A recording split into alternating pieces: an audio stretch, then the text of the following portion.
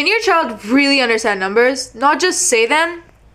Today we are learning counters and cards, a Montessori math activity that helps children understand how many number really is. These are number cards and these are counters. Each number card will get the same number of counters. Let's start our activity. This is number 1. Let's count. 1. This is number 2. Let's count. 1, 2. 2 counters. This is number 3. 1, 2, 3. 1, 2, 3. 3 counters. This is number 4.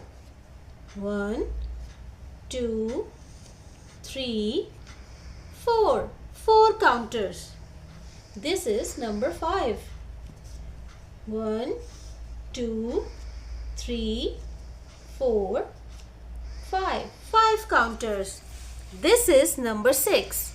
1, 2, 3, 4, 5, 6. 6 counters. This is number 7. 1, 2, 3, 4, 5, 6, 7. 7 counters.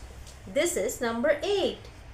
1, 2, 3, 4, 5, 6, 7, 8. This is number 9. 1, 2, 3, 4, 5, 6, 7, 8, 9. 9 counters. This activity helps children understand quantity, improve concentration and build a strong math foundation.